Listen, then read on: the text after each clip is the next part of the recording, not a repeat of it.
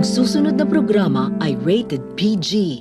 Ito ay nangangailangan ng patnubay at gabay ng magulang para sa mga batang manonood.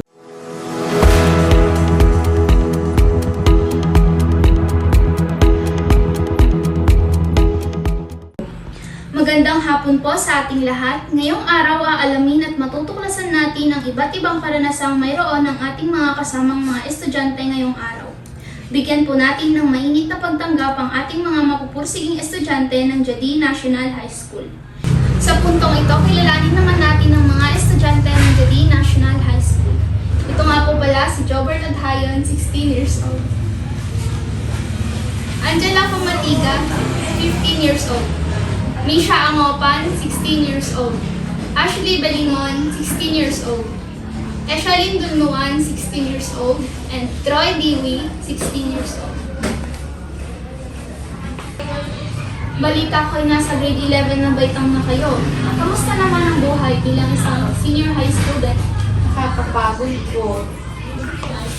Paano niyo nakakayanang mag-aral pa din kahit napagod na kayo? Siyempre kahit pagod kami, hindi po namin isiping pagod kami. Magpapatuloy lang po kami sa Mabuti. Ikaw, Eshalyn, kamusta naman ang buhay? Napapagod po at nahihirapan mag-aral, pero pipilitin pong kalahin para po sa pangarap. Maayos na sagot. Ikaw naman, Jobert, kamusta naman ang pagiging senior high student? Maayos naman po. Mabait po ako. Thank you po. Ikaw naman, Misha Angopan. maganda, nakaka-stress everyday.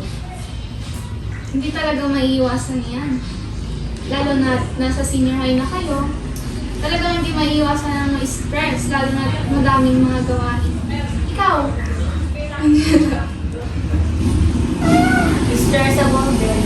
Lalo na nasanay ako nung junior high school na hindi gumagawa ng activities.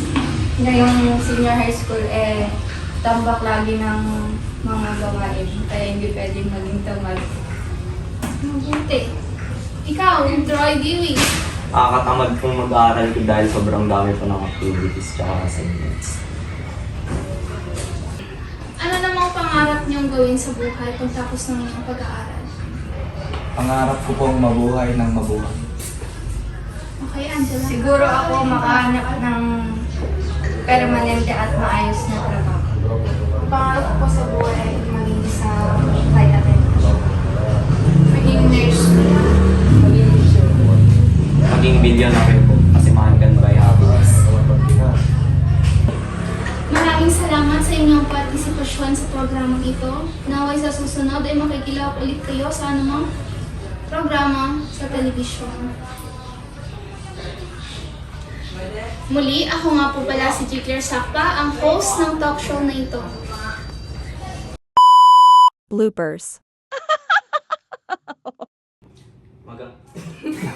Oh, di ba? Okay na! Magandang hapon po.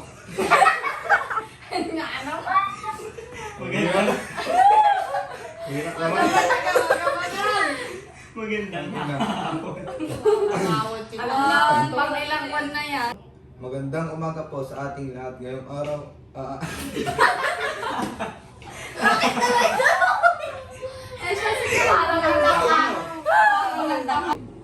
Magandang hapon po sa ating lahat. Ngayong araw, alamin at